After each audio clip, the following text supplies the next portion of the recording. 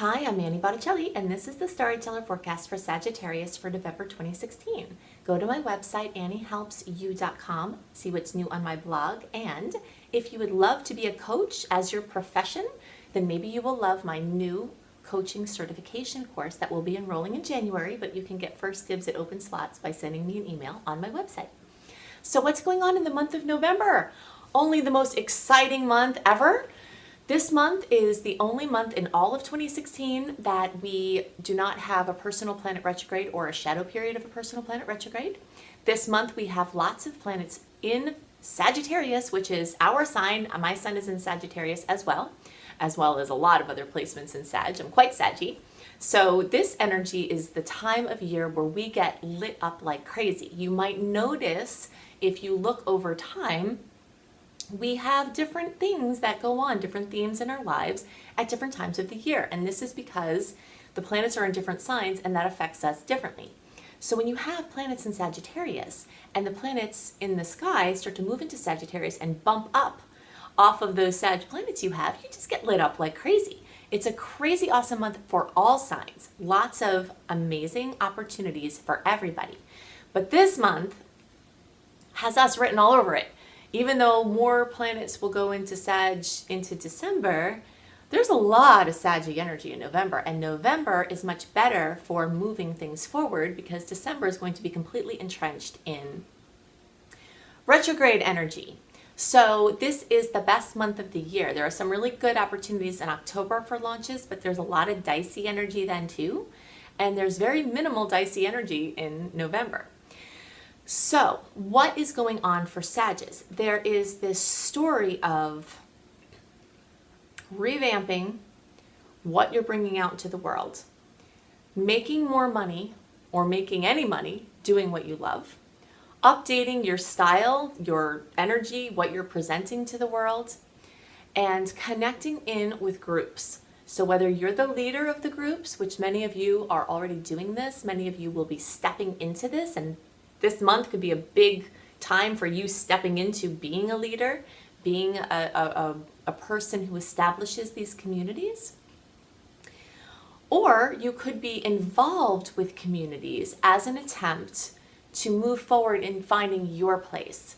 And maybe a little bit of both of them is going on. Sometimes we need like-minded people to bounce into our ideas, our thoughts, the things we're working with, in order to place ourselves and figure out where we want to be and what we're doing and how far we need to go and what we need to do.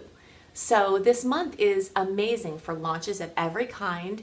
You're not going to have a month this awesome for launching in a long time. And actually, you're not going to have a month that's good for launching at all until next summer, summer of 2017. Like starting at the end of May into part of next summer, there'll be an open window for launches. But we have Venus retrograde at the beginning of next year. So if you want to get something done and you want it to be done anytime before May, if you can wait till May, that's cool. You can work behind the scenes, and there's lots of good working behind the scenes energy. But if you're thinking, oh, I'll launch in January, February, March, don't do it, because the worst time you can launch a new business or anything involving love, beauty, money is when there's Venus retrograde energy. And Venus retrograde is going to be dominating February, March, April, even into May, and you'll start to feel the energy in January, and Mercury will still be retrograde in January. So once again, this year, January is not going to be what everyone wants it to be. I'll get more into this when I talk about next month in January's horoscope, but just so you have some preparation as to how important November is for pushing your things forward. There is some really good energy involving rest and doing just kind of like taking a break.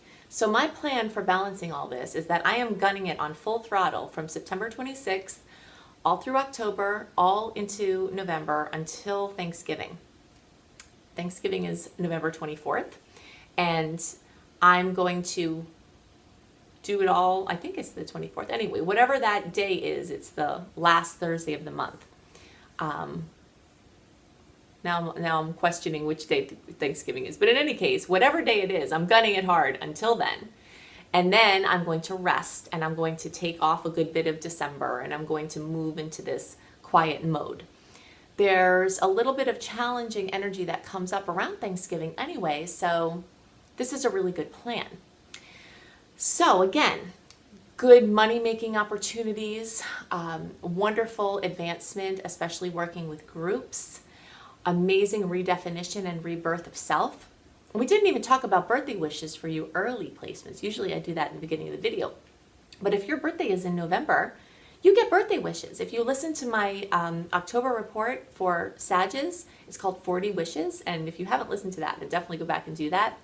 So there's a wishing frenzy that started in October, and it continues into your birthday time. So on your birthday, you get 10 birthday wishes. Birthday wishes are astrological. And in order to maximize these, I've made a video separately that you can look into that's called Making Wishes Come True Using Astrological Power Periods. So if your birthday is coming up in November or December, I highly recommend that you go watch that video and align your birthday wishes with the energies as I suggest, because there's a portal of energy open at your disposal for wishing. And this is a theme that started with the 40 wishes that I talk about in October. So make your wishes, make your plans, get your tribe, get connected to your tribe so you can bounce things off of them. You know, see yourself in context of the group, where you are in the group, whether you're leading groups, whether you need the help of the group, whatever you're doing. There's a huge theme going on for Sages in these realms and tons of opportunity, and it's going to be good to take deep breaths too, because when this energy gets so frenzied like this, it's kind of like whenever I talk to any of my Saggy friends, we get so whipped into a frenzy that we can't even breathe. And that's how this month is going to be for Sag energies, because there's so much of what it is that we are and how energy moves through us that it can be very dizzying. November is a very exciting month. I'm calling the theme of November for all signs, advancement and ascension. There are lots of planetary energies moving through the sign of Sagittarius. And when this happens, there's an overall optimistic, awesome vibe that's lighthearted, it's fun, it's easygoing. It can be very productive as well, but it can be a little bit dizzying because it moves in a spiral. So it's kind of all over the place. So there's lots of expansion and fun to be had this month, and you'll feel the mood be quite elevated, especially compared to the recent months of eclipses and retrogrades.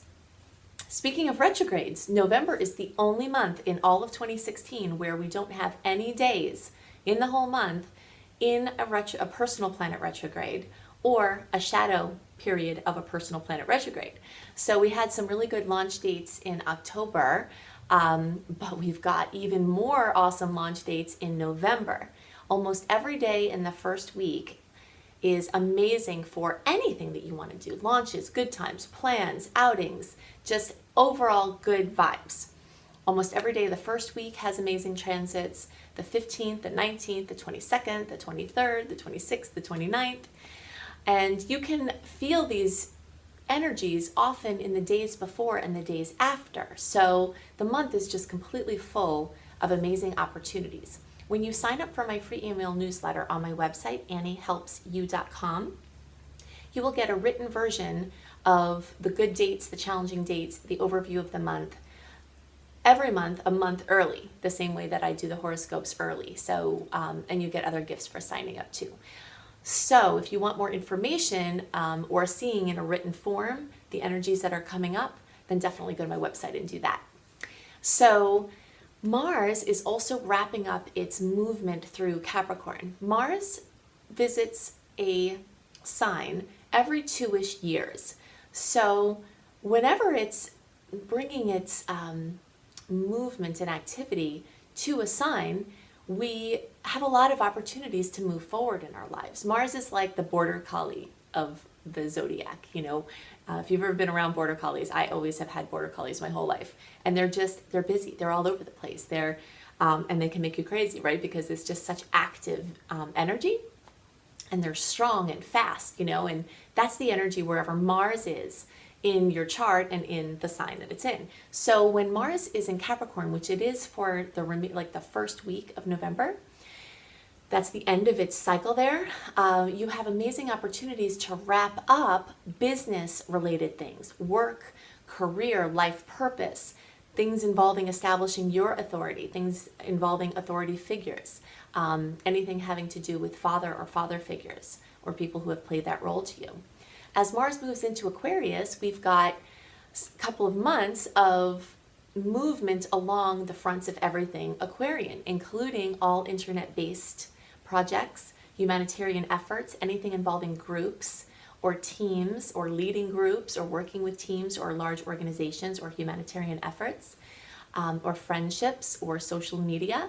So you've got a lot of opportunity with Mars, especially for things along these lines. There are a couple of spots in the month that are a little bit, I call it dicey, which means that the energies are a little bit challenging. I always think that the challenges give us more opportunities to advance and ascend, so I have an optimistic way of looking even at the challenges. So on the days leading up to that 5th supermoon at 22 degrees of Taurus on November 14th, there could be some emotions. Full moons bring emotions. And speaking of dogs, full moons always remind me of how dogs shake off after they get wet, because emotional energy is represented by water energy. And so at the full moon, any energies that we have in our field that haven't been shaken off tend to get shaken off in the form of some sort of little drama, some sort of little upset, coming to fruition, coming to completion. Sometimes it's a really wonderful thing and there are tears of joy, but sometimes it's just stressful. So I often feel the full moon like 48 hours before it actually happens. That's why I say the days leading up to November 14th. Then by the time the full moon comes, I'm good. I'm done with my moment or whatever. So the fact that this is a supermoon, which means that the moon is actually closer to the Earth, you can see it. It looks huge. It also increases the gravitational pull and effects on the Earth.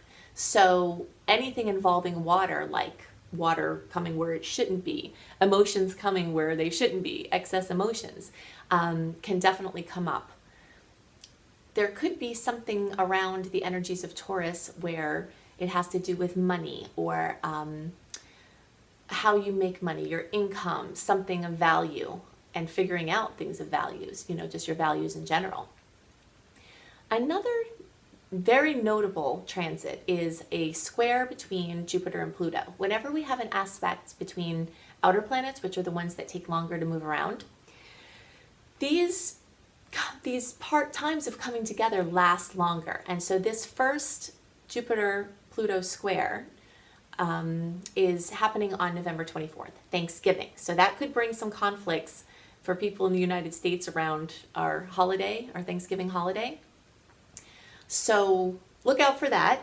But this is the first of 3 squares. The second one is March 30th of 2017, and the last one is August 14th of 2017. So from November through August, there's a theme of Jupiter and Pluto coming together in a challenging aspect. Jupiter rules Sagittarius. It wants to expand and go broad. Pluto rules Scorpio, and it wants to contract in and go deep and get really focused and really deep. So when these energies that are kind of, they seem they're actually opposite, come together, it stops you from going too deep or too broad. But I see this as a positive thing because either of those energies in excess have their limitations. So I think that you can get the best of whatever you're working on by not letting your Jupiterian expansion get too big, too fast before you can manage it, and Pluto kind of keeping it in check, and not letting you go down into an abyss that Pluto tends to go down into too deep because Jupiter buoys it up. So you'll see this energy of kind of antagonistic forces at play throughout this time. And I'm calling it a little bit of a buzzkill energy because compared to the rest of the vibes of the month, it's a little bit annoying, but see it for what you can do with it. The last little touchy spot is on the last day of the month, which is November 30th. And that's when there's a challenging aspect with Neptune. So deception, self-esteem pings, confusion, insecurity can come up at that time. But don't let these things daunt you because the rest of the month is so amazing that it's like you can't let anything get you down. So if you would like to sign up for my free email newsletter, definitely go to my website, anniehelpsyou.com. Definitely check out what's new on my blog. I have new things up there every month. and plus old stuff you can check out. And if you're interested in becoming a life coach, a business coach, I have a coach certification and online business training course that is enrolling in January, and you can get first dibs at the open slots if you email me on my website. Also, starting enrollment in January will be my astrology apprenticeship program and my creating successful online business program, which is part of the life coach program, but I also offer it separately. So I hope you have a wonderful month, and I'll see you next month. Bye.